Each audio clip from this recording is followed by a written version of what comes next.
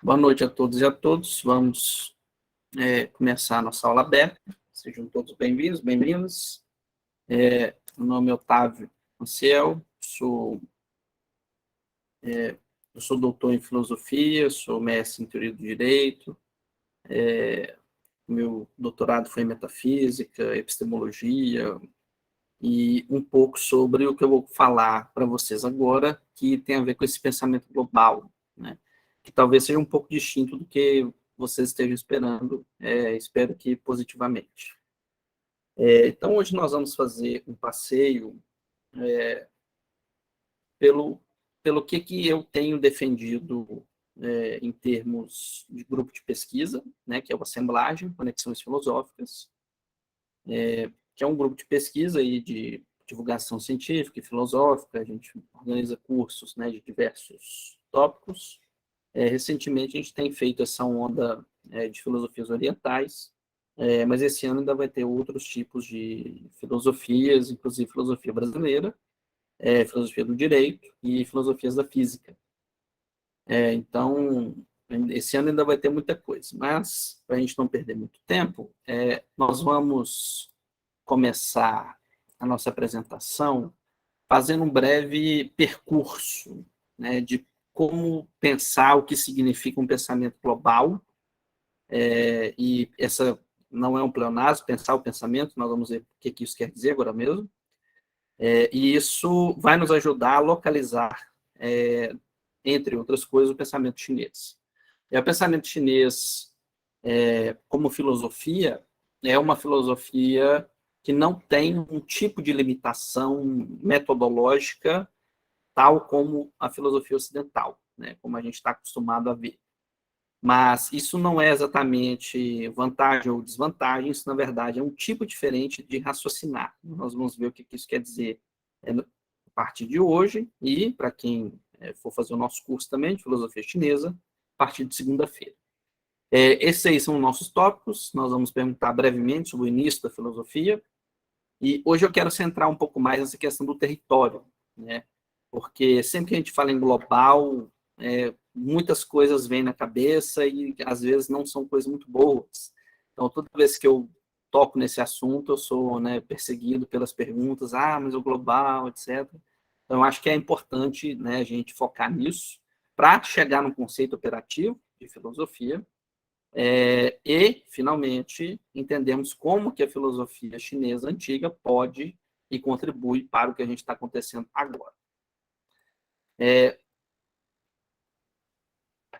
Quando a gente fala em início da filosofia, é uma coisa sempre estranha, porque a gente fica se perguntando, né? Será que a filosofia surge em algum tipo de povo em específico? Será que a filosofia surge como uma marca registrada, né, de um tipo de pessoa, um tipo de raça ou um tipo de cultura? Há a hipótese adicional na modernidade é que sim, né, que é um milagre grego, né, Tales tropeça na pedra e de repente acontece algumas coisas. Essa é uma maneira relativamente recente de ser pensada e que não condiz com exatamente o que os próprios gregos diziam, né? Os gregos têm um respeito muito grande pelas culturas que os precederam, em especial pela cultura egípcia, pelas culturas que vocês vão encontrar na Mesopotâmia, e inclusive nas filosofias indianas. Isso não significa dizer que é tudo a mesma coisa ou que tudo simplesmente que é qualquer coisa, né? Na verdade, a própria maneira deles receberem esse raciocínio, deles receberem filosofias e geometrias e organizações sociais e políticas que não lhes são exatamente autóctones, vão sim ganhar um caráter próprio, assim como em qualquer povo que recebe uma cultura acontece. O que nós vamos ver hoje vai ser como que essa questão do território, talvez ela tenha seja possível que a gente faça uma outra leitura dessa questão do território que se aproxime talvez um pouco mais do que eu vou tentar defender aqui para vocês. Eu chamo a atenção para vocês que as cidades-estados gregas estão aí no nosso mapa, são relativamente na periferia do mundo conhecido, que o mundo conhecido geralmente vai do Egito, passa pela Mesopotâmia. Acontecendo um trote aqui na UNB, o pessoal gritando ali, muito emocionado. Então, nós temos aqui pelo Egito, temos pela Mesopotâmia, pelos Medos, pelo norte da Índia, né? E pela Rota da Seda futura, né? Vamos ter a filosofia chegando nessas outras regiões, inclusive na China. Eu quero chamar a atenção para vocês, além das cidades-estados gregas, que a gente vê aqui no mapa, existe aqui o número 5, né? Uma dinastia chinesa chamada dinastia Zhou, que é onde vão começar a surgir uma série de questões filosóficas, se perguntando o que está acontecendo, né, com o mundo dessas pessoas, com a vida delas, e as perguntas vão ser relativamente universais, claro que direcionados para o seu local de surgimento. De onde vim, para onde vou, tudo bem, mas também por que estamos aqui? Por que as coisas parecem erradas? Por que as coisas parecem ruins? O que será que deu errado? Como corrigir? Será que é possível voltar a um estado de natureza, usando essa expressão com várias aspas, onde as pessoas eram dessa ou daquela maneira? Será que nós somos corrompidos? Será que nos corromperam? Essas perguntas, onde sou, de onde vim, para onde vou, claro que são importantes, mas geralmente a filosofia surge não como um exercício do indivíduo, né? Mas são pessoas pensando a natureza, pensando o mundo, pensando na sua sociedade, pensando o que está acontecendo, né, no final das contas. Isso vai surgir em qualquer coletivo do mundo. No caso, aí a gente viu lá bem na beiradinha de lá, na cidade-estados gregas, e na China começa ao redor desse paizinho que está lá, que era relativamente minúsculo, né? É sempre interessante a gente pensar sobre datas, né? Porque a gente fica assim, poxa, será que há uma certa originalidade, né? Um milagre grego, uma coisa maravilhosa por trás, né? da beleza? Talvez tenha, mas não quer dizer que é único, né? Em termos de uma única ocorrência na história da humanidade. Eu sempre gosto de colocar essa imagem aí, porque a gente consegue comparar mais ou menos, né, as datas, especialmente porque quando a gente fala em Homero, né, Homero já na época de Platão, Aristóteles, uma figura extremamente antiga, né? Inclusive o grego homérico bastante distinto, né, do grego ateniense, que, se eu não estou enganado, vai ser séculos posteriores, né? Se Platão viveu, se Aristóteles viveu na época de Alexandre, mais ou menos, então nós teríamos aí quase 500 anos de diferença, né? Então, entre Homero e Platão, Aristóteles, tem um Brasil de distância, né, temporal. Agora, imagine os textos que Vyasa, né, escreveu, e provavelmente viveu no segundo século, perdão, no segundo milênio antes de Cristo. O Vyasa é um pensador associado com um texto indiano chamado Mahabharata, que é um texto sobre vários assuntos, entre eles tem os capítulos que a gente chama de Bhagavad Gita, né? Que é aquele texto indiano famoso, do Krishna conversando com o Arjuna, etc. Isso 2000 antes de Cristo. Em termos de filosofia chinesa, um dos primeiros filósofos, talvez, a sentar, pensar, refletir, falar, olha, o que está acontecendo não está certo, a gente talvez tenha que ir para outra maneira, não apenas de agência humana, mas também de como se conectar com o céu, com a terra, com os objetos, com os espíritos, né, que é o Duque de Zhou. 1000 também, talvez um pouco antes, né? Acho que ele se a gente for fazer pela fundação da dinastia, que é 1056, então ele deve ser talvez 1100 antes de Cristo, porque na época ele já era velho, né, quando a dinastia é fundada. Então, isso para a gente fazer uma comparação, né? Então, se Platão e Aristóteles olham para Homero como uma figura antiga, arcaica, né, com um Brasil de distância temporal, né? Imagine o que já está sendo produzido em outros locais do mundo também. Isso não significa dizer que há uma hierarquia, né, entre esses pensamentos. A proposta aqui é simplesmente chamar a atenção de que as pessoas refletem sobre esses assuntos, né? Quem sou eu, onde está a civilização, o que devemos fazer, independentemente, né, de ser dessa ou daquela etnia ou daquele time de futebol. Quando a gente fala em território, sempre acontece esses mapas, né? O professor de filosofia de vocês, né, talvez no ensino médio, talvez na faculdade, coloca essa é a Grécia Antiga, onde tudo começou. Talvez seja, do ponto de vista grego. Desse outro mapa aí, eu chamo a atenção para vocês para o tanto de divisões, vocês estão vendo? Lembra um pouco a Europa medieval, não lembra? Aquele monte de reino com feudo, com conde, visconde, sei lá o que das quantas. Chama atenção para esse local aqui, que é aquele paizinho que eu disse para vocês, o reino de Jogo, que teoricamente é o que manda em todo mundo, né? Mas é um mando nominal, né? Eles não têm um controle, né, de fato, tanto que eles estão cercados, né, de vários estados que supostamente são vassalos, só que não, né? E chama atenção também aqui para esse lugarzinho aqui, um estado que chama Lu, que é onde vai nascer o Confúcio, né? Vão ter figuras importantes em cada um desses estados, né? E esse período conhecido, nome poético, né? O período da primavera e do outono, esse é uma metáfora chinesa para a passagem do tempo, né? Então, a primavera, depois o outono, a primavera, o outono. Quer dizer, a passagem dos anos, né? A passagem dos séculos. É um período de fragmentação muito grande e chama atenção aqui agora para esse reino aqui, que chama Jin. Esse reino aqui, quando ele for quebrado em 3 sub-reinos, vai desencadear uma série de desastres políticos na China, na dinastia Zhou, que vai terminar com a destruição e com talvez uma das violências mais bizarras, né, antes da Primeira Guerra Mundial, né, que vai ser a unificação da China na base, né, da violência universal, né?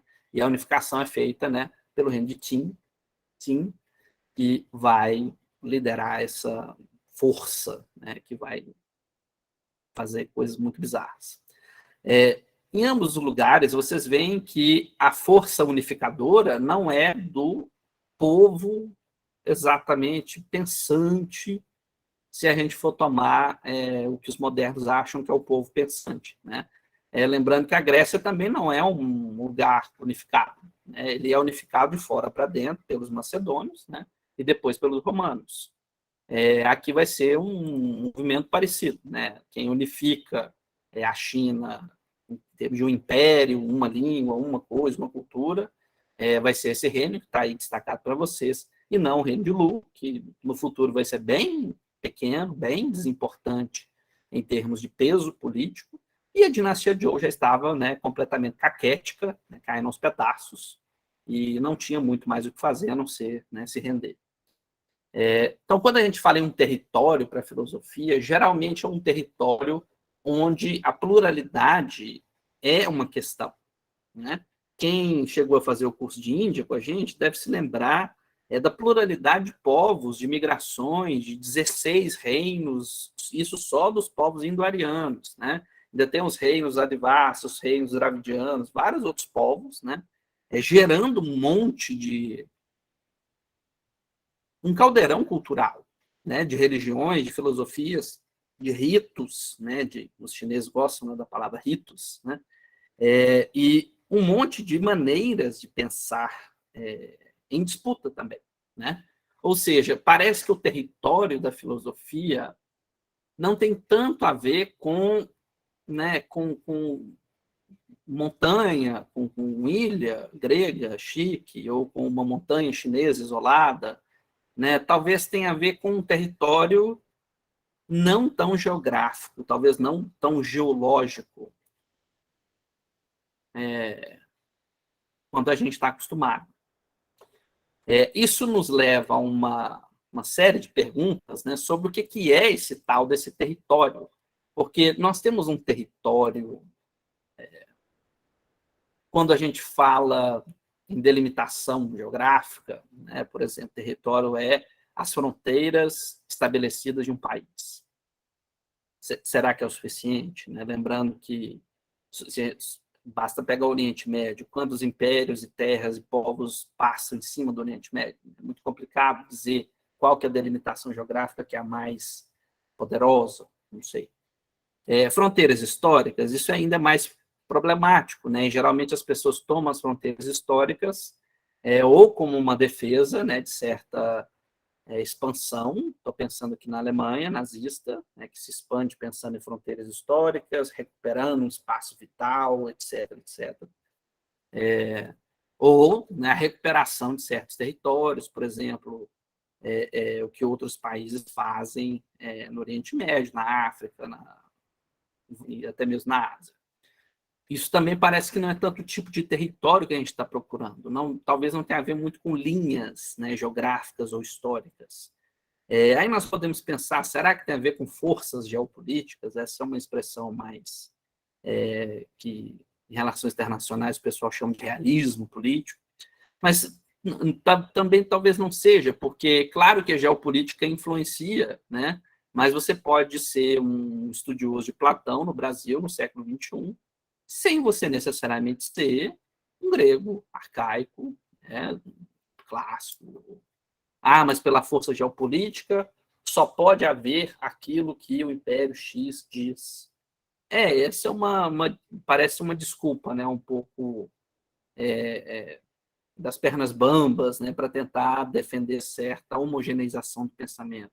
Então, talvez as forças geopolíticas de fato influenciem, mas não sejam tão decisivas na hora de determinar aquilo que vai ser feito ou não vai ser feito. Né? Inclusive, se você acredita em independência, emancipação, evolução, seja o que for, é importante, inclusive, que haja esse espaço de manobra, né, para você poder pensar fora da força geopolítica homogênea. Isso nos leva a outra questão. Será que o território tem a ver com raça ou com etnia? Será que tem a ver com a ausência ou a presença de certo tipo de fé ou crença? Essas duas eu me lembro do caso da Iugoslávia, né, que quando houve a Iugoslávia se separou, a gente aprendia, sim, né, que os países eram divididos por raça, perdão, por etnias, e a etnia era definida pela fé. Né? Então, o bósnio não sei o quê, o croata é católico, acho que o bósnio é muçulmano, o montenegrino é não sei o quê, o esloveno.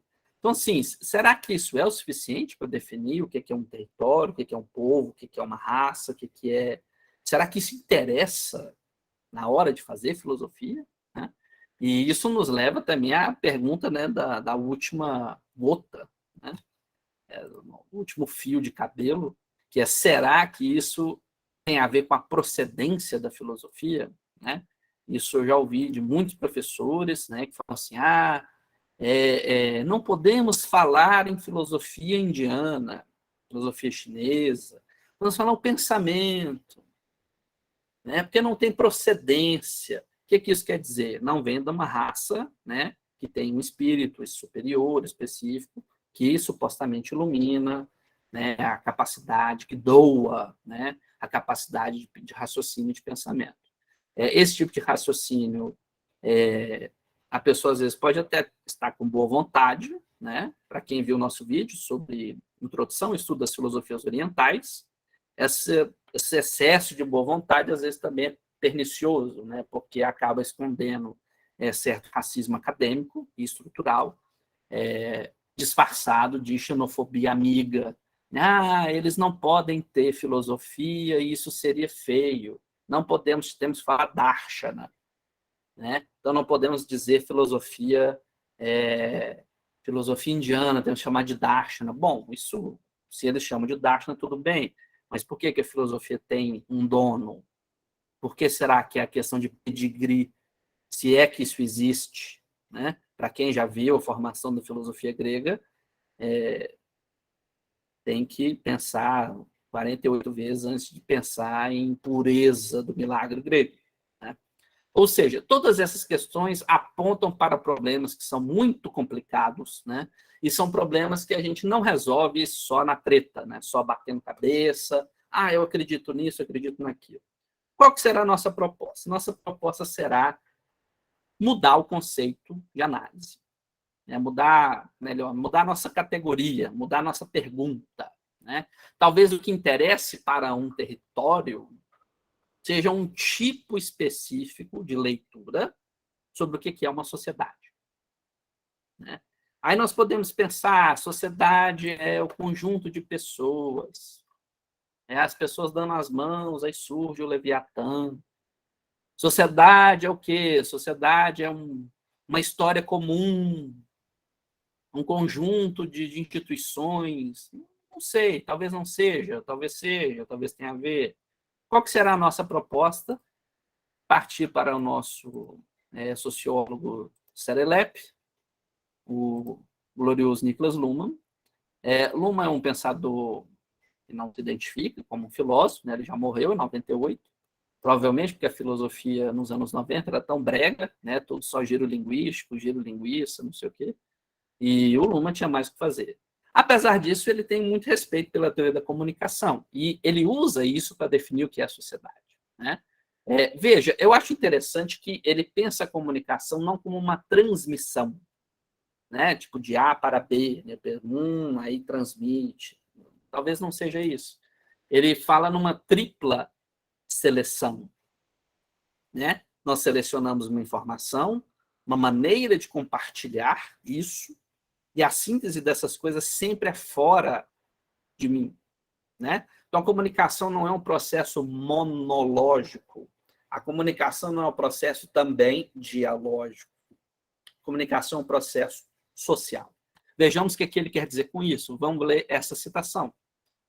A comunicação é uma operação genuinamente social, porque pressupõe um concurso de um grande número de sistemas de consciência, mas que exatamente por isso, como unidade, não pode ser atribuída a nenhuma consciência isolada.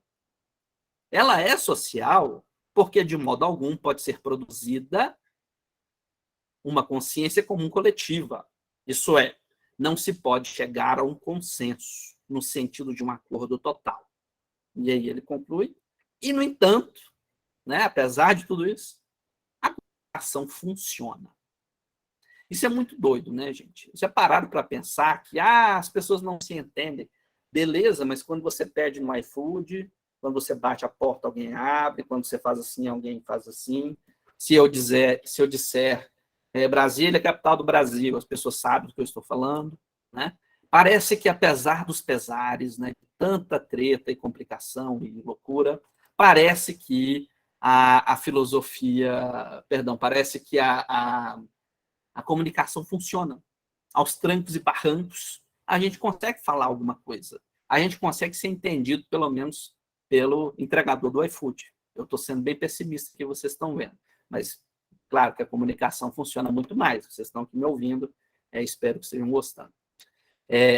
Mas por que isso é interessante? Porque o social, para Luhmann, é explicado porque ele chama de uma rede de operações de uma fenomenologia da autopoiese, da autoprodução.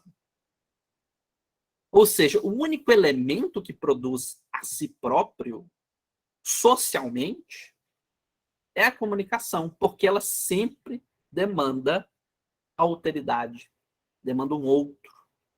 Eu falar sozinho não é comunicação social, não é sociologia.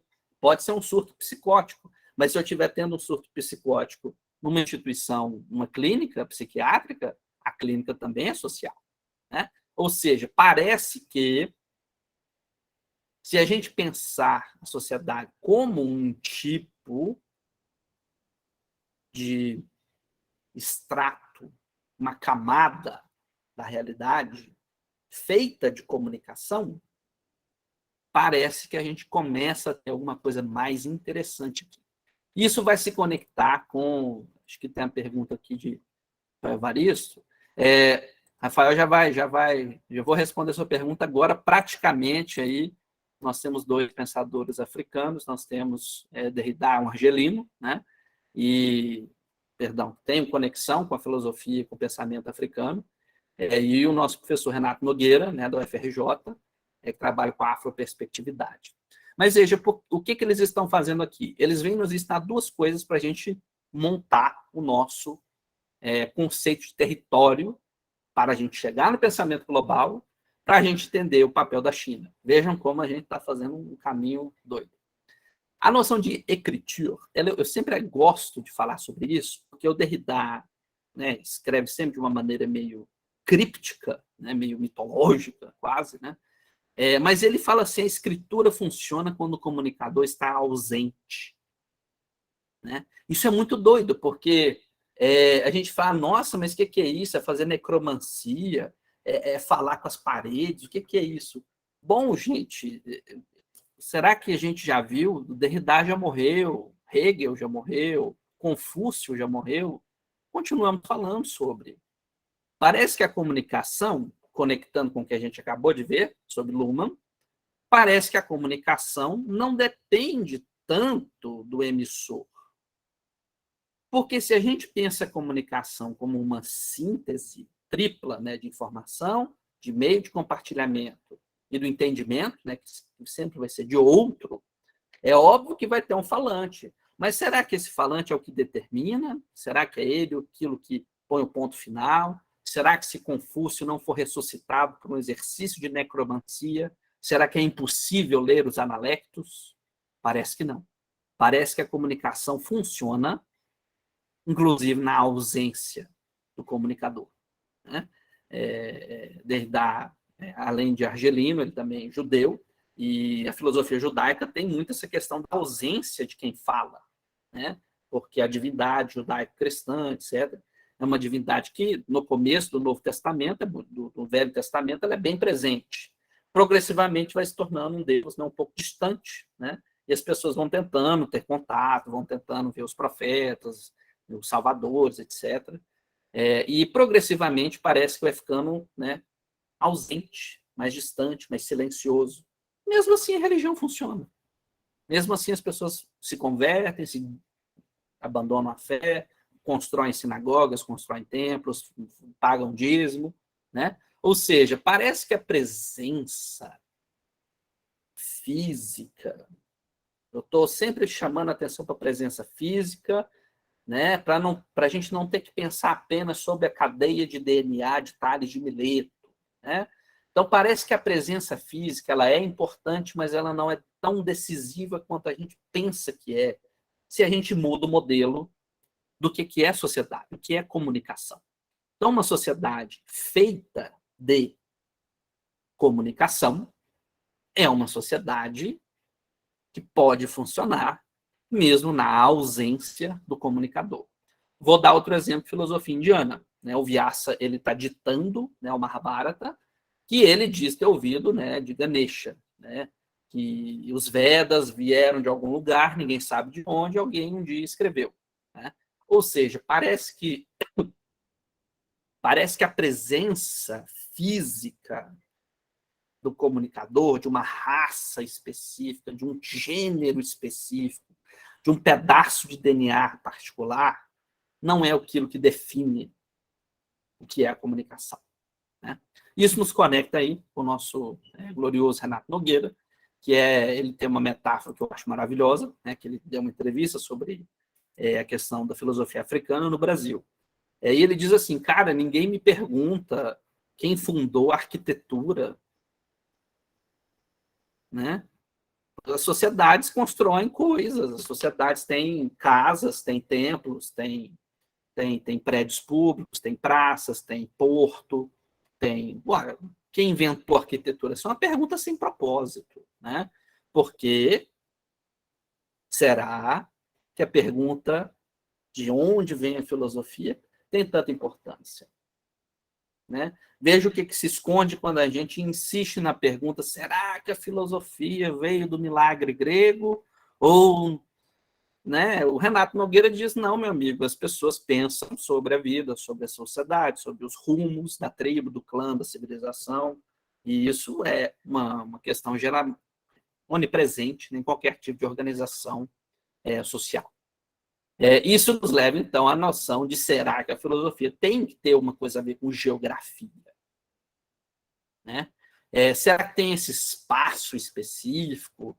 A filosofia, será que é só o discurso do homem branco, do Atlântico Norte? espalhando o cristianismo, e o iluminismo, e o marxismo, e o liberalismo, e os ismos que tiverem na moda. Bom, talvez não seja tão necessário a gente pensar nisso, né? Porque para um estudo que pensa a sociedade como não feita exatamente de pessoas de carne e osso, mas de comunicação, né? Comunicação, inclusive o computador comunica, coisas comunicam, não apenas o ser humano, né? Nós podemos talvez pensar numa mudança de pergunta, né? Talvez a dificuldade da gente pensar em filosofia chinesa, filosofia iorubá, dentro do paradigma moderno, talvez o problema seja o quê, meus amores? O paradigma moderno, né? Ou seja, se nós temos uma capacidade de pensamento associada, por exemplo, né, usando o exemplo de Renato Nogueira, uma capacidade de construir prédios, construir coisas, arquitetura, né? Se nós temos uma capacidade de reflexão acerca do mundo, de mim, da sociedade, etc., por que será que a modernidade impede, mesmo que seja com excesso de boa vontade ou com essa xenofobia friendly, né? Tipo assim, não vamos falar em filosofia, vamos falar em saberes, saberes iorubá, não é filosofia, como assim? Por que será? Então, a partir desse momento, acho que a gente pode, né, ser um pouco mais incisivo, né, dizer, o problema é a modernidade, o problema não é a filosofia, né? O problema não é a capacidade que as pessoas e os povos têm de pensarem sobre si mesmos, sobre seus rumos, né? Então, se o paradigma moderno não é tão interessante, ele senta-se à mesa, né, e agora a mesa vai ter que ser ocupada por outras pessoas, né? Quando eu falo sobre globalidade, filosofia global, eu não estou dizendo, portanto, né, globalização, nortificação, não sei o quê, eu falo várias coisas, né? Mas imagine uma mesa de banquete, né, onde nós temos pensadores e filósofos e filósofas e pensadoras e cientistas de todos os tipos, inclusive aquele tio velho bêbado do pavê, que é a modernidade, que fica lá, mas ninguém pode fazer nada que não deixar. Aí a gente só fala, pois é, tio, é isso aí. Então, vamos voltar ao que interessa? Então, nessa tese, nós não vamos falar agora, portanto, de um ponto de vista específico, mas tentar construir o que seria esse tal de ponto de vista global. E aqui nós vamos conseguir ver como que a China pode contribuir com tanta coisa, né? Então, a modernidade começa como um contraponto, né, da colonização, do racionalismo, do humanismo. Isso tudo vai se construindo, né, na maneira como eles vão raciocinando e dominando as coisas. Mas não é a nossa proposta aqui no momento reconstruir todo esse argumento. Isso já está bem feito em vários outros vídeos, né? Nós temos aí sobre o Quijano, sobre o Mignolo, o Henrique Dussel, né? Sobre a Catharine Walsh.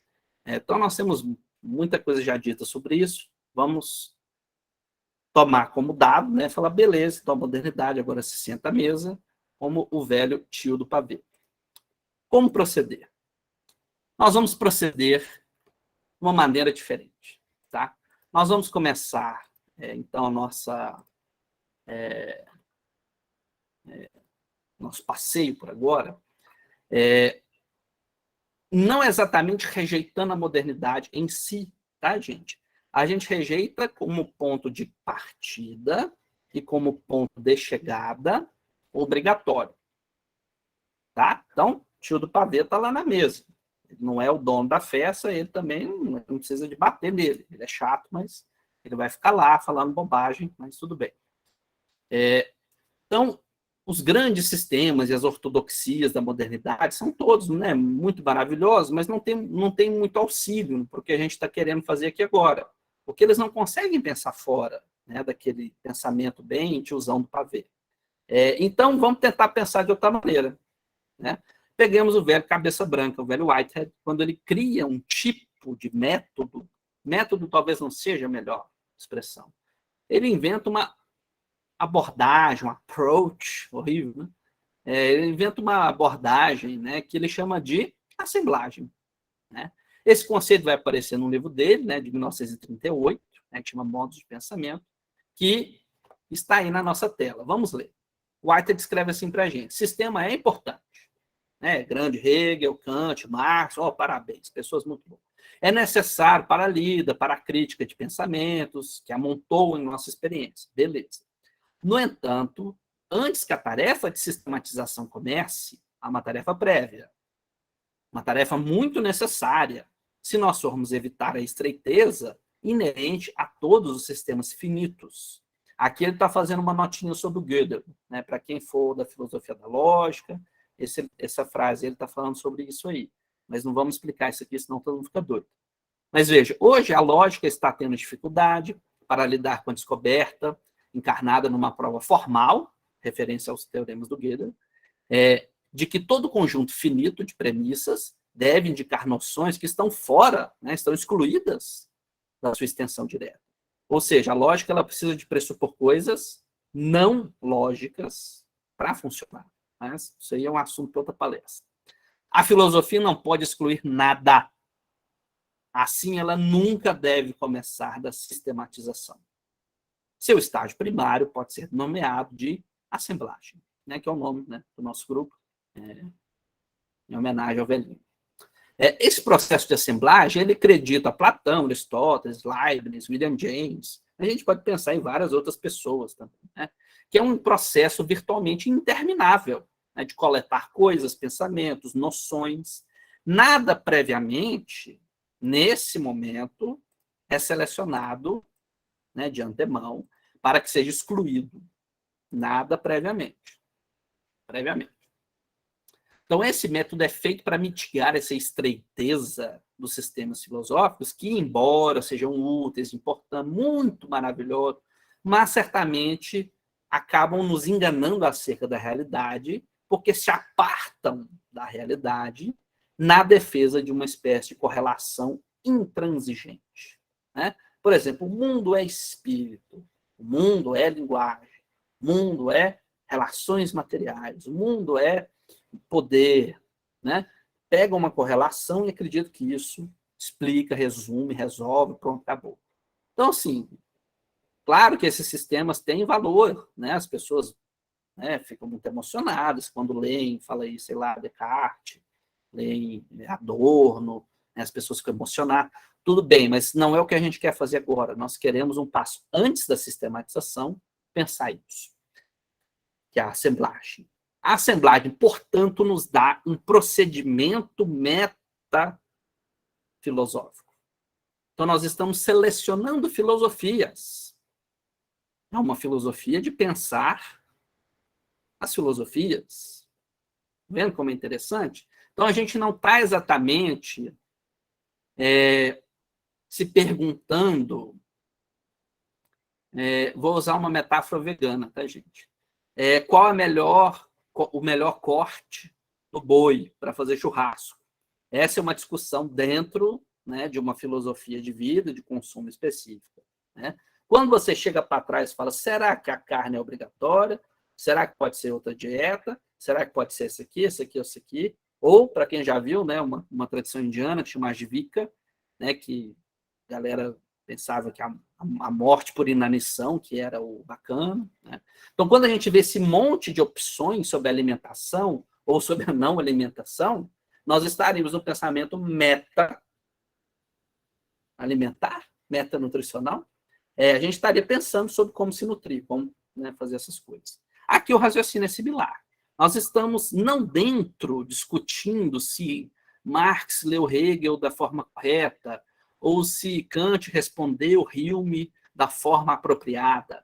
Essa não é a nossa pergunta. A nossa pergunta é uma pergunta de assemblagem.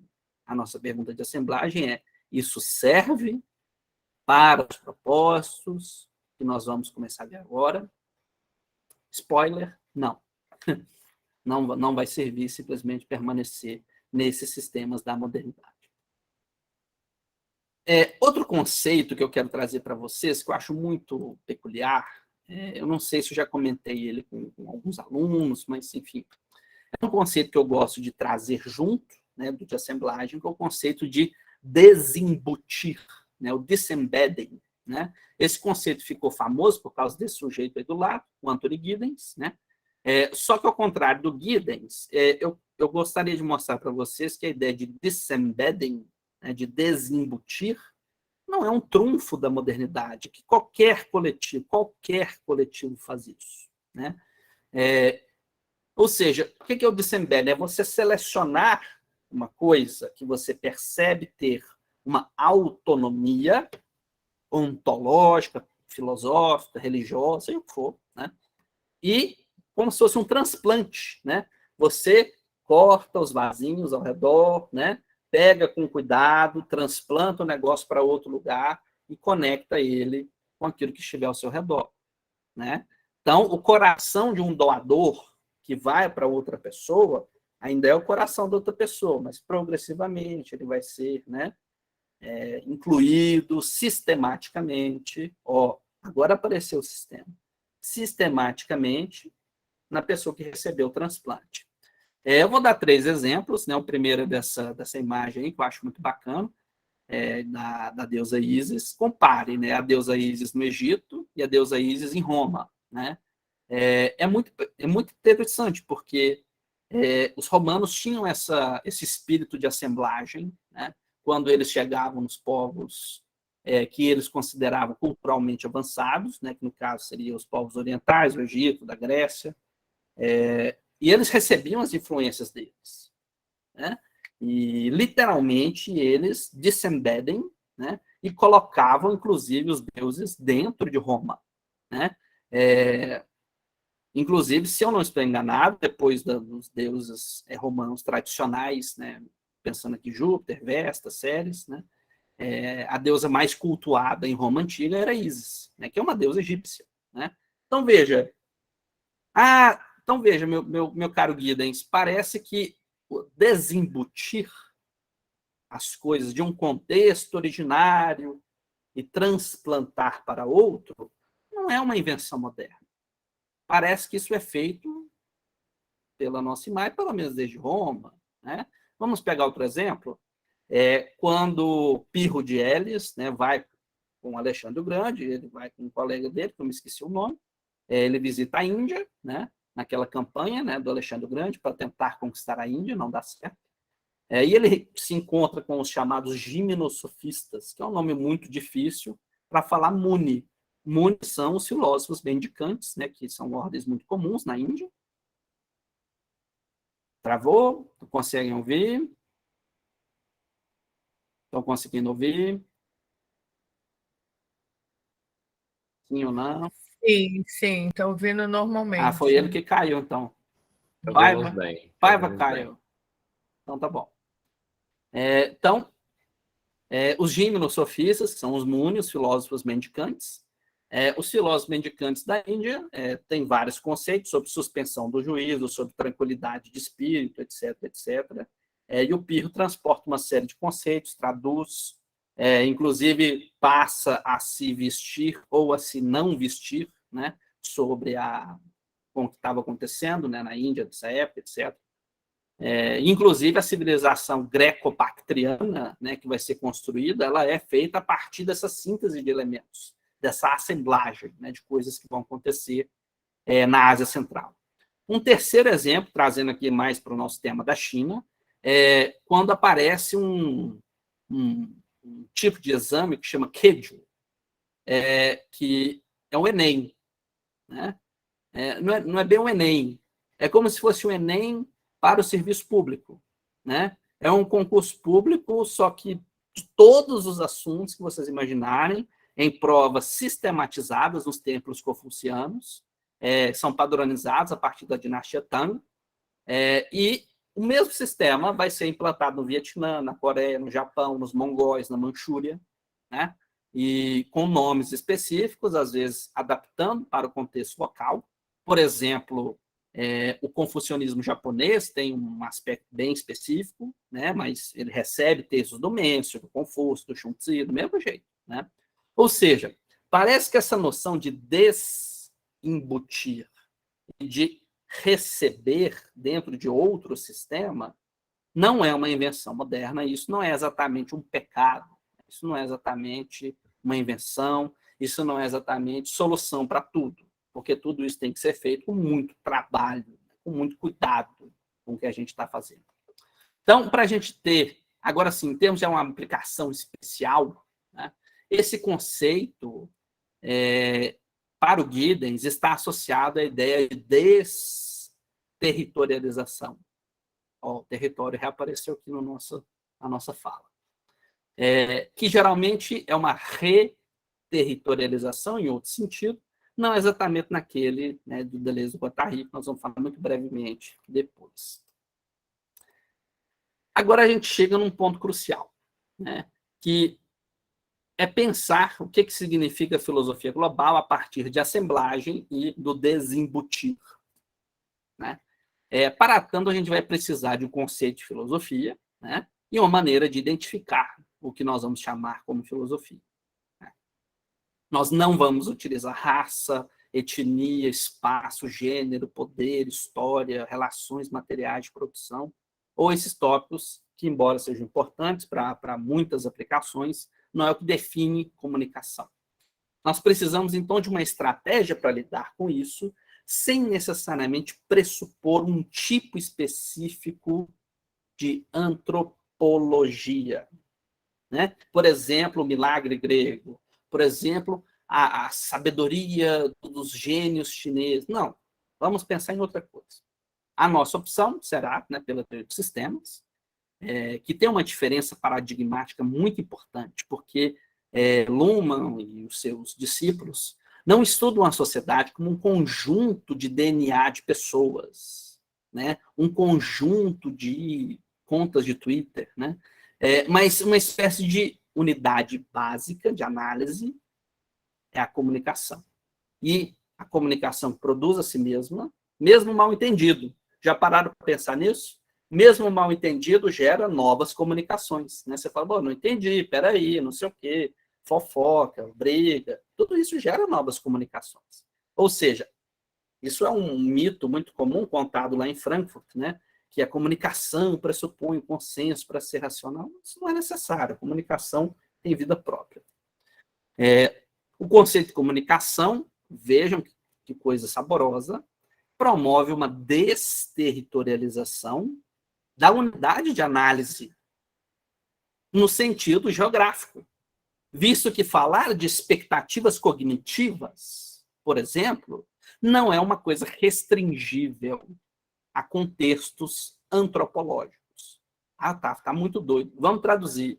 Você esperar que o clima quente, abafado, vá trazer chuva, não depende de você ser daqui ou dali, de ser essa pessoa, ser aquela pessoa, de ser identificado como não sei o quê. Isso não é o ponto. Ou seja, as expectativas cognitivas comunicacionais não são obrigatoriamente, 100% dos casos, restringíveis a um contexto específico de análise. Assim, nós vamos poder começar a entender um conceito diferente de comunicação para a gente pensar o que é filosofia.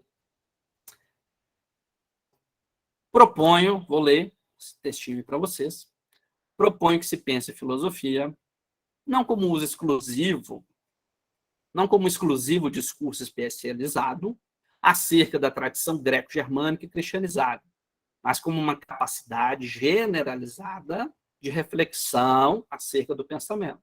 É o que eu dizia para vocês, pensar o pensamento. Né?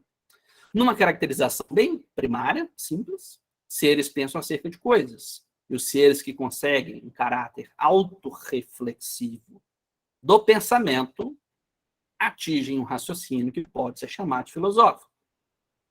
Evolutivamente, a especialização comunicativa, a diferenciação funcional originam outros sistemas, né? Ciência, direito, arte, religião, economia, né, etc. Mas em todos há uma verve filosófica em seus preceitos, nos seus princípios, nas suas metas, que interagem com as novas formas de produzir técnicas e alcançar objetivos diversos. Nessa forma de pensar, a filosofia não é de cima para baixo, né? Um idealismo A ou B que se impõe e o mundo se adapta. Aqui a filosofia é uma capacidade reflexiva da comunicação, que refere a si mesmo, né? Comunicação da comunicação, que produz múltiplos juízos, análises e ou problemas, que serão ou não, né, organizados dessa ou daquela maneira a posteriori, né, no futuro, pelas contingências sociais difusas e ou de outros sistemas. Vou dar um exemplo de contingência muito doida. Eu estava conversando com o pessoal da Coreia e eles estavam surpresos que tem uma ilha no sudeste da Ásia, que a Coreia nunca teve nada a ver com o local, nunca colonizou. A Coreia nunca teve colônias, né? Assim, eles não tinham, a maioria não sabia nem onde era. E lá nessa ilha eles começaram a usar o Hangul, né? Aquele alfabeto, o estilo de escrita coreana, para escrever a língua local deles lá, que não tem nada a ver com o coreano também. Então, assim, é isso que eu quero chamar de contingência, né? Quando o rei Sejong cria, né, o Hangul, ele não está pensando, estou criando isso para a ilha Churanha, lá no século XX, adotar o meu sistema. Isso é contingente, né? Quando nós criamos uma coisa que tem uma autonomia ontológica, essa coisa vai poder ser mobilizada, né? Pode ser desembutida, inclusive, da Coreia, para a pessoa lá na ilha, não sei de onde, escrever o seu idioma, que não tem nada a ver com o coreano. Enfim. Ou seja, agora pense, o raciocínio por trás, o que é a comunicação, o que é a filosofia da linguagem, o que é o raciocínio humano. Isso permeia, né, todos os coletivos humanos, e todos os coletivos humanos vão dar uma resposta. Né? O homem é bom, o homem é mau, o homem é azul, o homem é verde, o homem é bravo, o homem é legal, o homem... Mas vão dar uma resposta. Vão pensar sobre essas respostas. Vão criticar essa resposta, vão expandir essa resposta. E assim sucessivamente. Né? Ou seja, se a gente pensa a filosofia dessa maneira, ou inspirada nessa maneira, a gente chega muito próximo do velho Renato Nogueira, né? Porque ninguém inventa arquitetura e ninguém inventa filosofia. Né? Porque não é mais ou menos arquitetura ter coluna de mármore ou ter tijolos de argila do oeste do Ganges. Não, arquitetura é arquitetura, filosofia é filosofia. Seja ela oral, seja ela escrita, seja ela centrada na tradição, seja ela centrada num cotidiano. Né? Ou seja, com esse conceito de filosofia, a gente exclui a possibilidade da centralidade como alguma coisa que determina o que a filosofia deve ser ou deixar de ser. Né? Então, uma vez que essa solidez suposta seria dada, né, por um sistema, uma tradição, uma escola, uma raça, um povo, um gênero superior, etc., na verdade, essas coisas são contingentes. Né? E, pela contingência, eles querem se afirmar como aquilo que determina o que é a filosofia. Isso não é necessário. Mesmo que seja determinado, as pessoas não vão seguir. Né?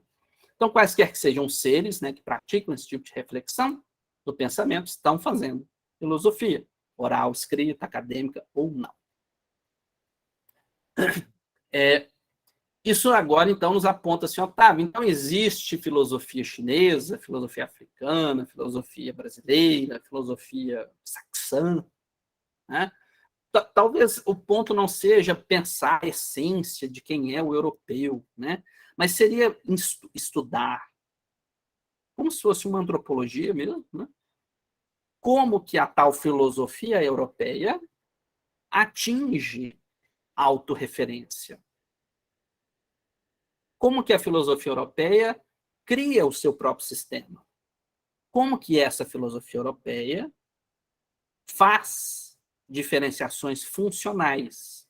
Tudo isso contingente, não universal, né, não é forçado em cima dos outros, da nossa perspectiva, mas isso é possível. Assim como é possível pensar como que a Índia, de novo, atinge a autorreferência sistemática, como que ela, pensamento indiano, filosofia indiana, tá? Permite diferenciação funcional, como que, etc, etc. Né? Quem fez o curso de Índia se lembra, né? Eles estão se comentando, se citando, se criticando, se aliando o tempo todo. Na China é o mesmo assunto. Né? Quando o confucionismo briga com o taoísmo, mas aí vem uma força ditatorial, os dois vão se unir para combater isso e tal, depois se separam, cada um se especializa, sempre fazendo referências cruzadas. Então, esse jogo comunicacional é o que nos interessa. Estão vendo? Então, a filosofia não tem exatamente uma fronteira como um espaço geográfico, né? Mas talvez o seu espaço seja essas múltiplas dimensões de comunicação que se dobram e desdobram em emaranhados de autorreferência, né? Então, 1000 anos depois de Confúcio, tem alguém lendo Confúcio, criticando a leitura que Mêncio fez de Confúcio. Então, você começa a ter, né, esse conjunto de pessoas criando uma tradição ela mesma. Então, ao invés da gente chegar pensando assim, filosofia é tabelinha da lógica, porque eu aprendi com a filosofia analítica que é isso. Bom, isso já é uma perspectiva ideológica que restringe a complexidade de forma supressiva. Então, se a gente talvez der espaço, talvez de uma antropologia da filosofia, ou uma filosofia antropológica, fica melhor, né? De ver como essas pessoas se citam, se referenciam, se constroem um sistema, isso é o que nos interessa. Isso é que nós estamos mais... nós estamos procurando enxergar, né? Então, veja, não obstante a aplicação dessa categoria, né, de geografia da filosofia se torna muito problemática, talvez seja mais interessante a gente ver como que eles mesmos se organizam, isso num primeiro nível, e num segundo nível, como que eles são destruídos ou atacados ou violentados pelo invasor externo, né? Então, por exemplo, quando chega o pensador europeu, cristão, aqui e fala, isso aqui tudo é coisa do capeta. Então, por mais que o Guarani e o Achuar não sejam o mesmo povo, com culturas distintas, com interesses distintos, da perspectiva do invasor, é tudo coisa do demônio. Então, tem que ser destruído, convertido, etc, etc. Então, aqui nós temos dois movimentos. Primeiro, uma autóctone, de auto-organização dos povos, a auto-organização da comunicação filosófica. Tá? E o segundo movimento é quando vem alguém de fora para dentro e ocupa e força uma reorganização. Né? Eu vou dar um exemplo, já uma palhinha para a gente ver, para quem for fazer o nosso curso de China, mais uma vez o convite. Quando o budismo chega na China, vão acontecer coisas muito doidas, né? Porque lá nós já temos uma tradição escrita, uma tradição oral, uma tradição institucional, uma tradição popular muito assentada e muito complexa em termos dessas autorreferências, né? Então, quando o budismo chega de fora para dentro, vai ser um embate muito grande, vai durar séculos até que o budismo se sinta em casa, ou melhor, que ele encontre o seu lugar na China, né?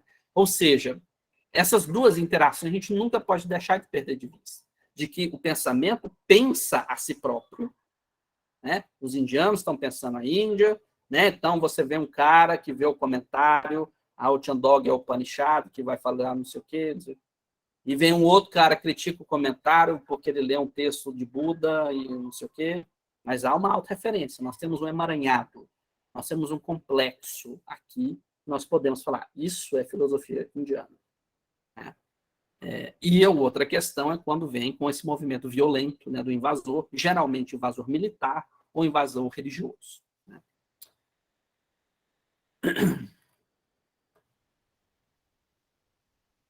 Vou ler um trechinho aqui para vocês. Talvez na comparação entre tradições bastante diversas, por exemplo, entre europeus e ameríndios, talvez faça sentido falar em geografia como geopolítico. Mas, se o conceito de filosofia que nós adotamos aqui foi desenvolvido plenamente, essa diferenciação vai se tornando progressivamente marginal. Importante na medida da primeira questão, né? De como aquilo que é tomado relevante dentro da tradição que fala sobre si própria, sobre como a China pensa a China, como a Índia pensa a Índia, e assim sucessivamente. A grande vantagem, né, desse conceito é que ele pode ser empregado recursivamente, né, em várias questões, inclusive para pensar uma identidade de um tipo de pensamento, né? Permitindo, por exemplo, a criação de um território filosófico em outros termos, que não exatamente termos de geopolítica, né, específicos. Né? Então, veja, e essa filosofia que não se reduz a quem está falando, ao local, ao falante, ou ao assunto específico, é justamente essa filosofia irredutível que funda a possibilidade da gente pensar outras filosofias. Né? Eu estou pensando aqui, por exemplo, Confucionismo de Boston, né? Que foi um movimento, né? Ainda tem gente, né? Que são autores, né? Americanos que talvez estivessem cansados de ler a crítica de Kant, Hume, e etc, etc, e ler o segundo prefácio, né? Da Crítica da Razão Pura de novo, e falaram assim, cara, eu vou ler outra coisa. Eles começaram a ler os Analectos e falaram, cara, isso aqui tem tudo a ver com o que a gente está fazendo aqui. E não é necessário a gente ficar estritamente focado, né, em quem, pessoa de carne e osso, que diz ou que não diz. Como se a filosofia tivesse que ter um pedigree biológico. Né? Isso é muito louco. Ainda a gente, até hoje, defendendo o milagre grego. Enfim, dito isso tudo, nós vamos chegar aqui, então, numa tese um pouco radical, né? De que se a gente não parte da sociedade como um indivíduo, um conjunto de indivíduos, né? Um sujeito puro, né? Ou um indivíduo como uma parte de um povo racial, histórico, especificamente determinado pelas relações de pipipi. E se a gente também não está partindo de conceitos que são um pouco furados, né? Por exemplo, assim, a cultura, o povo, né? A teoria dos sistemas, que a gente toma aqui como base, além do velho Whitehead, encontra-se num patamar privilegiado para atingir, veja a expressão que o Luhmann usa, o isolamento específico do social. Isso é muito doido, né? Agora, no isolamento específico do social, para análise complexa, nós podemos compreender um pouco melhor a ideia do que é um extrato, uma camada da realidade feita de comunicação e que tem organização própria. Né?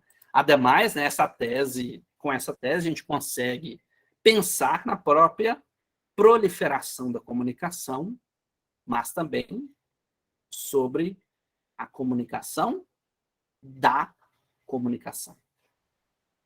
Aí surgem sistemas sociais. Aí surgem instituições, surgem academias, surgem universidades, surgem governos, surgem associações, clube de leitura, surge tudo. Então, dessa autorreferência da comunicação, em especial da comunicação filosófica, nós conseguimos vislumbrar certo fechamento operativo, como se fosse um sistema, que agora forma uma coisa específica. Você lê um texto, você pode falar, isso aqui é marxismo, isso aqui é o empirismo, isso aqui é platonismo. Né? Você consegue identificar, porque há certo fechamento operativo, como se fosse um computador, um sistema, né? um app, né? Uma coisa que você vê. É somente com um fechamento operativo inflexível, né? Que dobra sobre si próprio, que a comunicação vai conseguir pensar, muito tempo depois, uma identidade. Então, veja, o que o Luhmann está fazendo aqui, né, além desse golpe, né, muito doido, né, a sociedade não é feita de gente, né, a sociedade é feita de comunicação, ele ainda dá outro golpe muito interessante na nossa cabeça, quando ele diz identidade é um assunto posterior, retroativo. É depois que muita coisa foi feita, que começou a ter auto-organização, que começou a ter certa autonomia ontológica, que essa forma que surge, nós podemos identificar como, sei lá, aristotelismo tardio. Fala aí. O Mimamsa, que comenta textos jurídicos na Índia. Né? Ou seja, a identidade só aparece quando essa diferença já foi elaborada, repensada, repensada.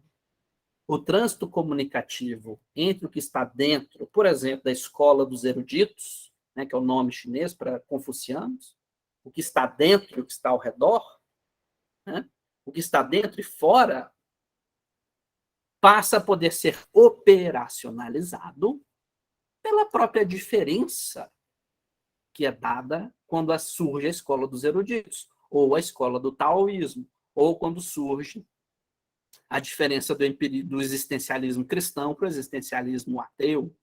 Essas diferenças que surgem ajudam a gente a organizar o pensamento. Assemblando todas essas diferenças, nós conseguimos ver como que os sistemas contingentemente podem aparecer. E a gente consegue lidar com isso, né? Ah, eu gosto disso, não gosto disso, isso aqui é legal, isso aqui é interessante, né?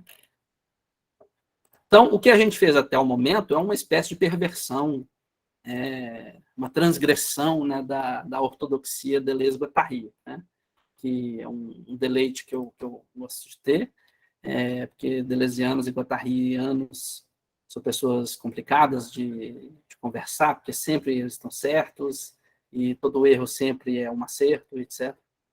Mas é uma perversão um pouco jocosa que eu faço com o Latour, que eu vou explicar para vocês, de por que essa desterritorialização ela não está atrelada a nenhuma dialética. Né? Porque quando Deleuze e Guattari falam sobre... sempre tem uma coisa e a outra. Né? Então, por exemplo, nós temos uma desterritorialização que seria promovida pelo capitalismo e que há uma reterritorialização que vai ser desfeita no futuro, e isso vai uma espécie de vai e volta. Né? E, veja, na verdade, a desterritorialização, em verdade, desvela um tipo de esfera da realidade que a gente vê, que não é redutível nem à minha mente, ao estado específico, mas também não é redutível ao puramente material, né? Porque é uma espécie do espírito, é uma espécie do social, do sociocultural, que, com o seu próprio caos, com o seu tipo de disformia, com o seu próprio tipo de informações, né? E com as suas legalidades próprias. Né? Então, vejam, o método científico não me pertence, não é meu. Né? Então, veja, a distinção entre confucionismo e taoísmo não me pertence. Né? A distinção entre a maneira correta de fazer um procedimento cirúrgico não me pertence. Né? Porque aquilo que é, na verdade, desterritorializado na cabeça do Deleuze e do Guattari, na verdade, tem um território próprio, que é o espírito, que é o social, que é o sociocultural, né? Como quiserem chamar. Os alemães gostam do Geist. Né? Então, vejam, a gente pode pensar a reterritorialização sem oposto dialético. Né? O nome vem inspirado no Latour, né, que está aí do lado, que o Latour tem um contexto, uma categoria que eu acho brilhante, que chama delegação, né, que ele traduz como transcendência sem oposto. Né? O Latour estava muito cansado desse negócio, transcendência, imanência, ai, tudo transcende, ai, tudo imanência. E ele fala assim, cara, parece que imanência não demanda afirmar que a transcendência seja o seu oposto, irreconciliável. Né? Aí o Latour escreve assim jocosamente, né? Quem disse que a transcendência tem que ter um oposto? Nós somos, nós permanecemos, nós jamais abandonamos a transcendência. Ou seja, a manutenção da presença através da mediação do envio, se há redes actantes, né, agentes, etc., nós temos uma espécie de diáspora da agência, né, onde o desencanto se torna impossível, porque tudo transcende a tudo o tempo todo. Eu transcendo vocês, vocês me transcendem, esse lápis transcende a todos nós aqui. Mas veja, a transcendência aqui é lida como uma diferença metafísica própria, e não como um negócio voodoo, flutuando, se aonde, né? Mas nós temos vários sistemas de filosofia, nós temos vários tipos de salgadinho da Cheetos, são coisas que são diferentes, que transcendem umas às outras, no sentido de que elas são irredutíveis em sua diferença própria. O Latour escreve assim, com essa proliferação de transcendências, ele chama assim, chama de delegação, essa transcendência, esse oposto, a enunciação, ou a delegação, ou o envio de mensagens, ou de um mensageiro, permanece em presença, continua existindo, mesmo que a coisa esteja lá fora de mim, mesmo que a coisa seja completamente diferente de mim. E o nosso raciocínio aqui é irmão desse, né? Porque a nossa reterritorialização, que eu estou propondo para vocês, nessa esfera, né, da realidade espiritual ou sociocultural, como quiserem chamar, embora não seja redutível, né, ao psíquico de Otávio, ao biológico, ao material, né, ela reverbera, ela ressoa outros níveis de realidades e formas de categorias diferentes. Né? E isso, portanto, nos acaba deixando em uma maneira peculiar de pensar a filosofia global. Né? Eu sempre gosto de falar nesses giros e diretrizes, vou falar muito breve, para a gente não perder muito tempo, para vocês verem como que todos os coletivos do mundo, especialmente os coletivos que têm uma autorreferência bem sofisticada, né? Então, claro, Europa, óbvio que tem. Então, Europa, Índia, sei lá, China, Japão, África, estou pensando aqui especialmente o povo Yorubá, que é o que eu conheço mais, os outros eu não tenho tanto conhecimento ainda. Então, são povos que têm uma autorreferência, uma autoprodução muito grande em termos dessa comunicação que não é centrada exatamente apenas no falante, né? Que é uma comunicação socialmente ampla. Esses tipos de povos, todos praticam o que nós estamos vendo aí na foto. Eu vou explicar para vocês. Obviamente que eu estou falando de giros, porque o Otávio estava vindo, né, de um momento, filosofia moderna, filosofia europeia, né, etc. E eu tenho observado um giro metafísico, né, nessas pessoas. As pessoas estão se voltando a se perguntar o que é real, o que é verdade, o que é falsidade, o que é natureza, o que é mudança, o que é permanência, o que é tempo, o que é espaço, o que é acidente, o que são modos, né? Tudo isso volta a ser questões filosóficas e não só tabelinha de verdade, né? Ficar discutindo se o rei da França é careca. Né? Esse segundo giro tem a ver com essas questões que a gente tem falado, que ganham, né, o nosso cotidiano muito, né? Geralmente de uma forma um pouco cansativa e triste, e que acaba destruindo o propósito, né? Que é uma sociologia da filosofia, onde estão incluídos assuntos de raça, de gênero, de tipos de pessoas, de tipos de interesse, de relações de poder. Tudo isso influencia na filosofia, claro, influencia sim. Isso determina o que é comunicação? Não necessariamente. Mas isso tem que ser trazido para dentro da filosofia. Senão a gente começa a achar que discutir se o rei da França é careca, que isso é filosofia, né? Que isso é o suficiente. Né? Não é. E o terceiro é mais recente ainda, né? São os novos estudos das religiões ou as novas ciências das religiões. Eu faço questão da palavra novo, porque quando a gente fala em estudo da religião, vocês talvez devem pensar, né, no padre fazendo catequese, ou aquele professor disfarçado de legalzão, de cool, como é que fala? Descolado, que está lá, na verdade, para converter a juventude, né, etc. Não é disso que a gente está falando. Nós estamos falando de história das religiões, de arqueologia das religiões, de uma meta-teologia, né? De você conseguir falar, olha, nós temos perspectivas monoteístas, politeístas, transteístas, né? Quem fez o curso de Índia deve se lembrar, né? O jainismo é uma filosofia transteísta, né? Panteístas, paninteístas, etc, etc. Né? Então, quando nós temos uma espécie de catálogo muito grande de diferenças irredutíveis, nós temos, então, esses novos estudos das religiões. E eu penso aqui, que eu tenho mais proximidade, que são os novos estudos pagãos, né? E, para vocês terem uma noção, o primeiro departamento de estudos pagãos do mundo é de 1993, é mais novo que eu, né? Ou seja, é muito recente isso que eu estou falando para vocês em termos de academia, né? Em termos de produção acadêmica. Algumas pessoas acham que aquilo que saiu ano passado já é antigo, Para a filosofia não deve ser. Tá? Então, são coisas bem recentes. Essas 5 diretrizes, eu não vou passar muito tempo por isso, mas significa pensar complexidade, contingência, que nem tudo será respondido, nem tudo vai encaixar, e que nem tudo tem que encaixar em nada.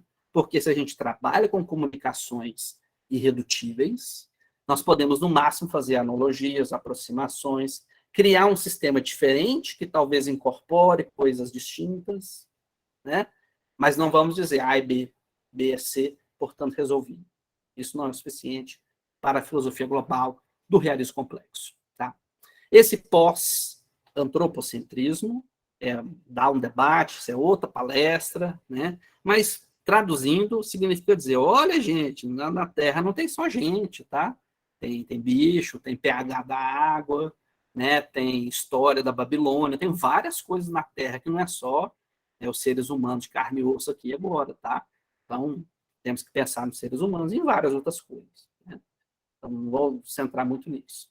A pluralidade de modos de existência é pensar, né, que nem tudo tem que existir da mesma maneira. Ah, tudo é estático, ah, tudo é dinâmico, ah, tudo é poder, ah, tudo é correlação da mente, ah, tudo é não sei o quê. Bom, talvez algumas coisas sejam, mas calma, né? Não exagera, não fica tão doido. O 4 é uma revisitação da taxonomia, isso aqui eu vou deixar para depois, isso aqui vai ser uma outra proposta de filosofia da educação, que ainda vai acontecer aqui para a gente, ainda vou mostrar para vocês isso no futuro. E essa metafísica do risco é assumir que complexidade e contingência vão ganhar a batalha sempre. Né? Porque não adianta a gente fazer o sistema mais maravilhoso do universo. Ele vai ter instabilidades próprias que não vão conseguir responder tudo, nem do passado, nem do presente, nem do futuro. Né? Então, é arriscado fazer filosofia, ainda mais metafísica, né? Que você está dizendo, que é a realidade, etc, etc. Mas é por isso que talvez seja tão interessante. Né? Aí vem, né, a pergunta que já deve estar na cabeça de vocês, né? E a China, gente? O que a China tem a ver com isso tudo que o Otávio está falando? O Otávio ficou doido. Vejam por que a gente está... Por que eu fiz essa... Que, na verdade, não é um desvio. Isso, na verdade, é a fundamentação que nós vamos fazer. Não só agora, mas né, também nos cursos. No curso que começa na segunda-feira. Né? Entender como que os pensadores chineses... que no caso, né, na Índia também, mas eu diria até mesmo na Grécia, mas os pensadores chineses, talvez por não terem contato, na China antiga, não terem contato com a modernidade, porque felizmente ainda não existia, eles não estão pensando da maneira tão restritiva e tão caixinhas, né, e tão deficitária quanto é o pensamento moderno. Ou seja, eles conseguem pensar nesses 3 giros que a gente falou, nessas 5 diretrizes, de uma forma original, irredutível uns aos outros, mas que permitem alianças, permitem analogias, permitem cooperações, mesmo entre eles e com outros pensadores. Né? Esse do outros eu penso especialmente quando chega o pensamento indiano, né? Que vai ter um conflito, mas depois eles vão passar para um outro tipo de síntese. Isso não quer dizer que não tenha mais Confúcio, isso não quer dizer que não tenha mais Lao Tse. Né? Eu coloquei essas 2 imagens que estão no nosso Instagram, são comentários interessantes sobre o vazio e sobre o papel da pessoa em sociedade, a boa pessoa, né? Que o Confúcio chama de Junzi, é como se fosse o cavalheiro, né? O gentleman, o pessoa superior, na superior de hierarquia, tanto que o Junzi geralmente era pobre, mas o Junzi como uma pessoa superior moralmente, entre aspas. E vejam como que isso é interessante de ser pensado. Vejam que eles falam e não prestem atenção tanto no que, mas o Confúcio disse isso porque ele é um homem. Sim, isso talvez tenha uma importância, mas será que o que ele está dizendo não pode ser desembutido e colocado em outros contextos, em outras situações, em outras comunicações sociais? Né? Veja essa citação do Lao Tse, que eu acho muito bacana. Essa tradução sou eu que fiz. Eu não gosto muito das traduções que tem no Brasil. Elas são traduções... essa aqui é boa, né? Essa aqui da Manta, até que é interessante.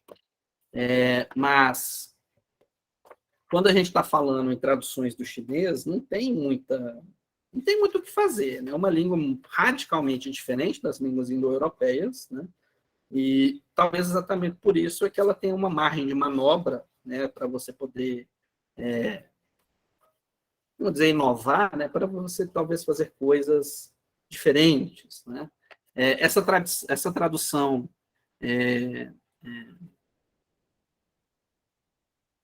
cara, toda tradução vai ter problema.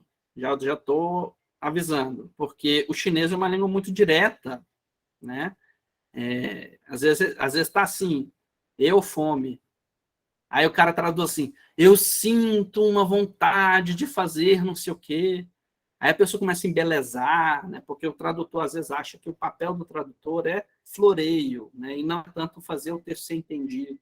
Né? Não estou dizendo que é o caso aí que você perguntou, mas eu acho que, além de estudar a língua original, óbvio, é sempre bom vocês terem 4 ou 5 traduções para vocês poderem comparar, né? Senão é muito difícil. Né? Veja, 30 raios, né, de roda, né, convergem para o interior de uma roda, né, mas a sua eficácia surge do vazio, né, que é aquele aro que fica no meio, assim, você coloca assim, segura tudo, e a roda gira. Né? Usa-se argila para modelar um vaso, mas a sua eficácia surge do vazio. Se o vaso não tiver aquele buraco, para que serve o vaso? Ele não serve para carregar nada. Ele é só decorativo. Ele está falando um vaso de uso. Né? Cinzela-se portas e janelas para casa, mas a sua eficácia surge do vazio. Uma janela que não abre, uma porta que não abre, me lembrou de Rick e Morty, né? Que tem aquele episódio que tem um cara que vende porta que não abre. Né? Enfim, a eficácia surge do vazio. Né? Dessa forma, o haver, eu gosto de traduzir como o haver. Né? O haver gera o valoroso, o haver como se fosse a complexidade, né, das coisas que criam e dão formas. Né? E o vazio gera a eficácia. Um copo que não tem lugar de pôr água não serve para nada. Né? Veja como é diferente da perspectiva ocidental sobre o vazio. Né? Ai, o vazio. Ai, não sei o quê. Marlboro. Vou pôr o Marlborão na boca, virar existencialista francês, muito chique. Né? Talvez a gente possa aprender com o mesmo sentimento de vazio coisas distintas. Porque a comunicação, você não precisa ser nem francês com Marlborão na boca, nem ser um taoísta do século, sei lá, 5, 6 a.C. Talvez você consiga ler, refletir sobre isso. Veja o Confúcio. Aquele de virtude perfeita, falando do Junzi, né?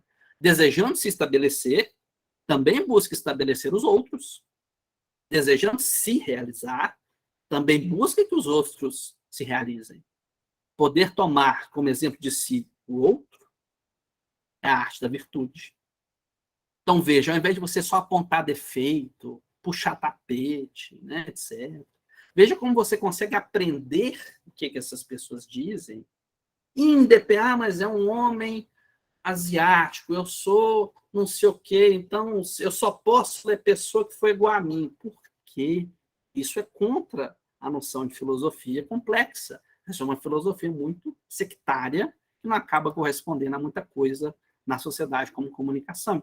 Então, se a gente consegue entender, uma palavra difícil, né? Ressentir, né? Sentir junto, sentir de novo o que essas pessoas estão dizendo, nós temos muita coisa a aprender, especialmente que a comunicação não é só minha. A comunicação sempre é da alteridade. E na alteridade tem eu também, tem você, tem o colega, tem o seu trisneto que ainda não nasceu. Né? Esses são os mais conhecidos, obviamente, mas eu queria falar muito breve para você sobre essas figuras aí, porque elas se conectam diretamente com o que a China está fazendo hoje, em termos de pensamento global. Né? Porque o pensamento global, nesses 3 giros e diretrizes e complexidade, tudo isso que a gente tem comentado, os chineses já exercitam isso sem nenhum pudor. Né? Sem nenhum pudor porque, felizmente, eles não são modernos. E o que isso quer dizer? Isso quer dizer que eles não acham que a filosofia é determinada pela história da produção do não sei o quê. Eles leem o que essas pessoas estão fazendo e falam, isso aqui eu vou fazer também. Por exemplo, não puxar o tapete do coleguinha. Isso é uma questão mais próxima, né, para o desenvolvimento das pessoas. Mas esses 3 que estão na nossa tela aí agora são pessoas que são associadas a uma coisa que nós vamos ver agora mesmo. Vou falar um pouquinho sobre eles. Veremos cada um com bastante detalhe, né, no nosso curso de China, então quem ainda não se inscreveu, está aí o convite de novo. O Xunzi, ele é um cara que as pessoas associam ele com Aristóteles, mas não é uma boa, porque ele é um cara que fala coisas bem claras, né, que, em termos de tecnociência, né? Ele é um cara que leu Confúcio, ele é um confuciano, né? Confúcio, estudou a geração, estudou comércio, mas ele não tem muita paciência com os ritos, né, cerimoniais que são a base do confucionismo. O seu propósito é nitidamente tecnociência. Vou ler um trecho para vocês. Texto Xunzi. Ao invés de pensar o céu como grande e o admirar, por que não tratá-lo como uma coisa e regulá-lo? Ao invés de obedecer ao céu e cantar para o glorificar, por que não controlar o mandato do céu e o utilizar? Ao invés de olhar para as estações do ano e esperar por elas, por que não responder a elas e dar a elas um bom uso? Ao invés de deixar que as coisas multipliquem-se por si mesmas, por que não cuidar delas para que não as perdermos, para não as perdermos? Ao invés de admirar como as coisas vêm a ser, por que não fazer algo para as trazer para o desenvolvimento completo? Então, veja, o Xunzi, ele não está... Ele tem uma questão de vamos pôr a mão na massa. Nós vamos fazer o que o imperador, o Yao fez, que é partir a montanha no meio para fazer a canalização do rio para poder tornar viável a civilização chinesa. Ele não fez isso rezando, pagando dízimo. Ele fez isso metendo a mão na massa, entendendo como funciona o céu, a terra e os seres humanos, e chegando num resultado bom para as pessoas. Né? Ou seja, o que ele está fazendo, o que Xunzi está dizendo para a gente na toada confuciana. Né? Vamos olhar para o passado e tal. Mas olhemos para o passado como essa galera era expert em tecnociência, na China, pelo menos. Né? Ou seja, essas pessoas domavam, não no sentido do controle moderno, né, de submeter, não sei o quê, mas de você saber o funcionamento do céu, que seria de si, o metafísico, seria os princípios, né? Saber o funcionamento da Terra, que seria o material, e ver como que o ser humano se localiza nisso. Né? Então não é só ficar lá, né? Não é só ficar dando dízimo, fazendo, não é só isso. Parece que tem mais coisas. E esse é um cara, não sei quantos séculos antes de Cristo. O Shang Yang, eu coloquei aí, porque eu gosto dessa estátua, mas o Han Feizi talvez seja mais conhecido, né? Mas ele está associado ao movimento que as pessoas chamam de legalismo chinês, né? Eu, como venho do direito, eu gosto muito do legalismo porque me lembra muito a teoria dos sistemas do Luhmann aplicado ao direito, né? Por exemplo, tem um cara que chama Shen Tzu, né? Não é esse aí da foto, mas se eu não estou enganado, acho que ele era um chanceler do estado, um daqueles estados que eu mostrei para vocês. Ele dizia assim: o sábio governa por padrões e não se apoia na sua sabedoria. O sábio se apoia na técnica e não na persuasão. Né? Então, veja, ele já tem uma postura bem distinta, né, de por exemplo, a gente governa pela virtude. Ele fala, não, você governa com regra, com padrão, com técnica. Né? O Shang Yang vai ter um impacto muito grande nisso aí também, quando ele fala assim, ele abole o direito do primogênito, ele dá cidadania para todo mundo no Estado, ele realoja a população para poder aumentar a safra, para reduzir fome, abole a hereditariedade, né, em cargos públicos, substituindo por uma análise que no futuro vai ser esse Enem, né, esse exame, né? Instituição de um direito imparcial, rígido, tanto em cima do cidadão comum, mas também em cima dos nobres. Né? Então, lá eles... isso é uma coisa que sempre que a gente ouve falar na China, o pessoal fala assim, né? Na China, o corrupto vai para o paredão e eles ainda mandam a conta da bala para a família. Mas isso não é invenção de agora. Né? Eles têm essa questão de uma mão muito rígida na hora da sistematização, né? E sem, curiosamente, deixar a assemblagem de lado. Né? Eles estão sempre trazendo elementos, né, de todos os cantos.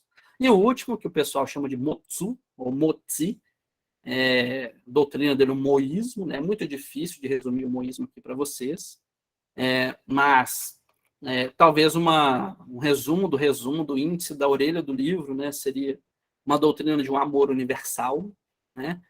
Isso é muito estranho a gente falar isso no Ocidente, porque mas Jesus dizia... veja, mas na China o amor é pelo aqueles 5 relações básicas, né? Que é você com seus amigos, você com seus irmãos mais velhos, você com seus pais, você com seu chefe, você com o Estado. Cada um tipo diferente de reverência, cada um tipo... O Motzi fala, não, porra nenhuma, eu quero um amor universal, todo mundo é igual, todo mundo está embaixo do céu. O amor tem que ser indistinto, sem preferências a amigos, sem preferência para os familiares. Veja, isso na China já é uma coisa muito louca, né, de ser proposta. Recomenda que as pessoas julguem o mundo baseado em análise de causa, origem, função, né, que o ocidental lê isso e acha que está dizendo causa e efeito, mas é bem mais sofisticado.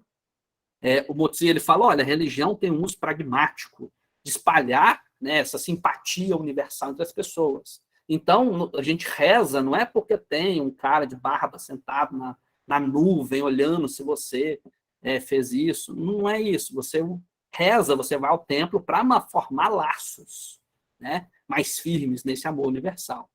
Ele é um cara que defende que o que interessa são as consequências. Mas a minha intenção era boa, o problema é seu. Se você causou dano, você tem que ser punido, né? Você vai ter que responder pelo que você fez, né? Então, há também uma universalização do sistema do direito, né, do acesso, inclusive na questão, né, da sanção. Pode ser uma sanção premial, né, de ganhar um prêmio, ou a sanção, né, punitiva, indenizatória, etc.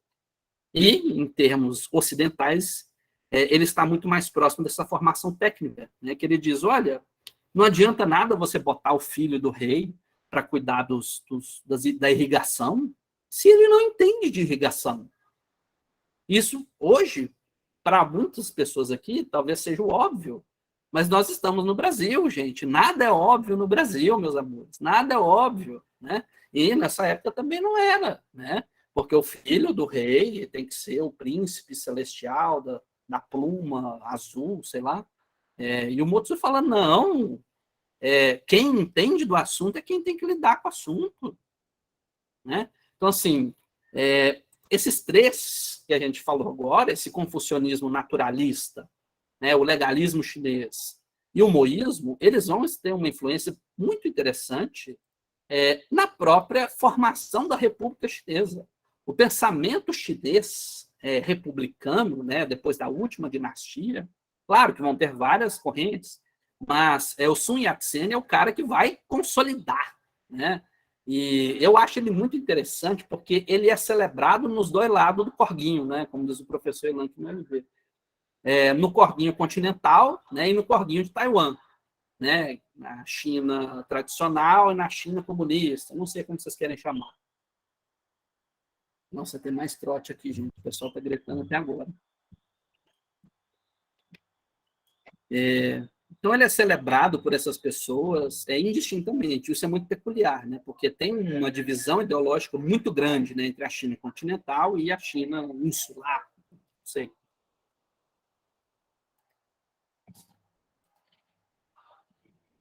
O pessoal ali está muito animado.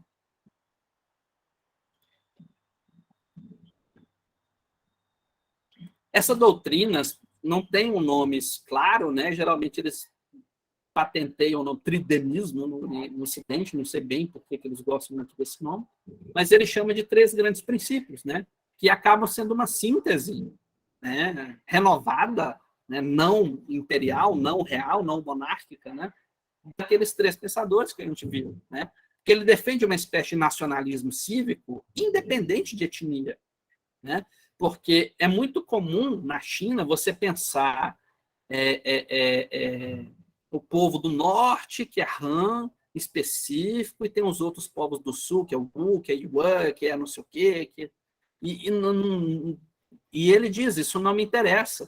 Tanto que na bandeira, né, que ele estava propondo, ia ter 5 cores, né, que seriam os povos Han, né, que é o chinês tradicional, com várias aspas, os povos Manchu, os povos mongóis, os povos Hui dos povos uigures, né, que hoje estão sob perseguição lá também, e os tibetanos.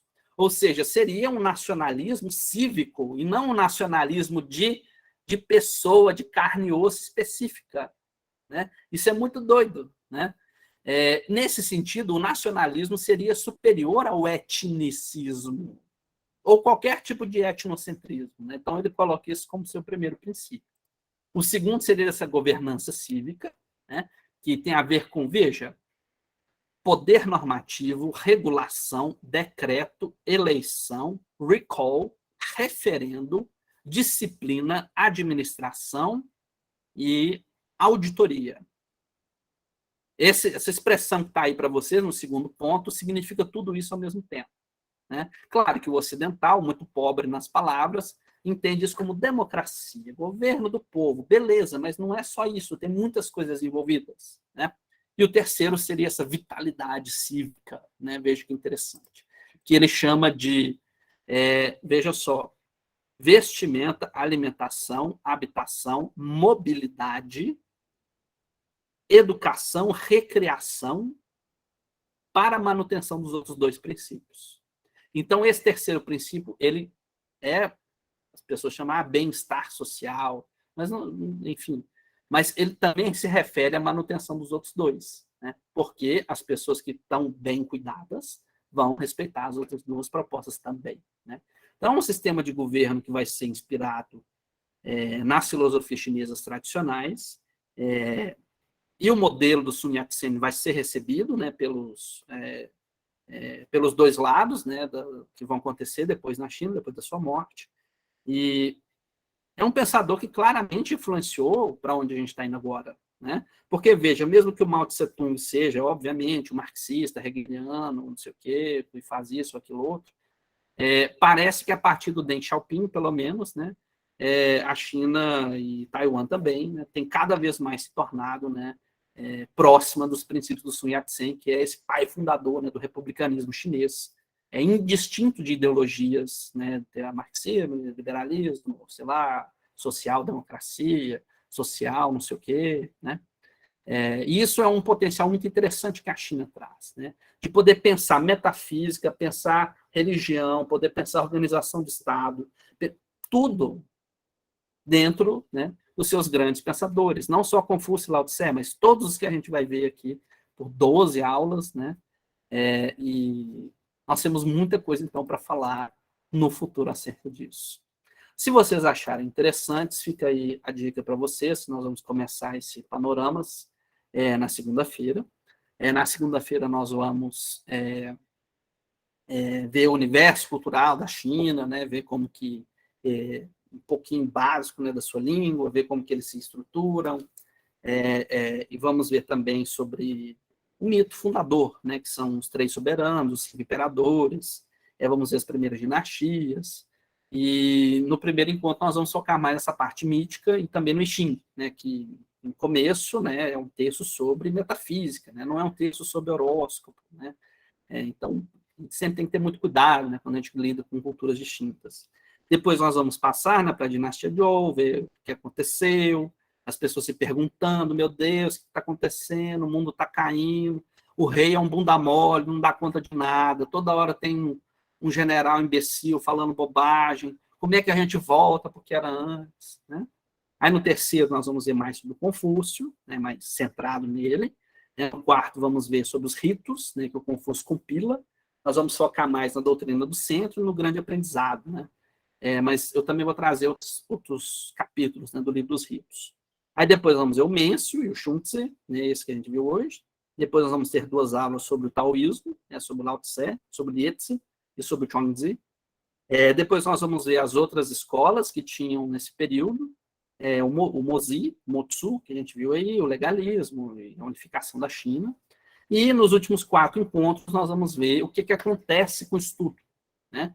Porque a filosofia chinesa teve um nível de produção textual imenso, em pouco tempo, pouco entre aspas, tá? Que depois, né, vai ter a unificação, muita tragédia, muita morte, mas depois eles mesmos começam a elaborar a autorreferência e ganhar esse corpo, né, que pensa sobre si próprio como eu comentei com vocês no decorrer do nosso curso, da nossa palestra. Aí nós vamos ver o classicismo, né, da Era de Ouro, dinastia Han, né, etc. Depois nós vamos ver o que acontece quando o budismo chega, né, na China, ele chega já depois de muita coisa, né?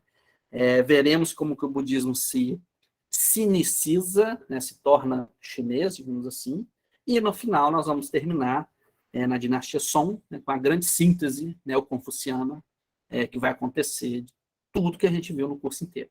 Né? E isso tudo, meus amores, não vai ser nem o ano 1100.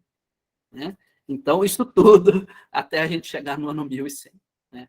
Então, fica o convite para vocês. Está aí também o nosso grupo de informes do Assemblagem. É só vocês tirarem uma foto, ou vou mandar aqui para vocês também o link aqui no chat para quem quiser entrar.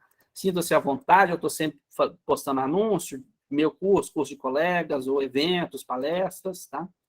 Deixa eu pegar aqui para vocês o link de entrada. Aqui, convidar via link. Copiar link. Vou colocar no chat, tá? Aí. Então, quem quiser, sinta-se à vontade, pode entrar. A gente sempre está fazendo divulgação, vai acontecer outros eventos, não só de filosofia oriental, tá? Vai acontecer muita coisa ainda. E é isso, gente. Obrigado pela presença, pela paciência. Espero que tenha sido interessante para vocês. E eu vou encerrar a gravação e responder as dúvidas, ver o que a gente vai fazer aqui agora, tá bom? Então, agradeço a todas e a todos pelo carinho, pela atenção, pela paciência e o convite para vocês, para a gente se encontrar aí na segunda-feira, no mesmo horário. Até mais.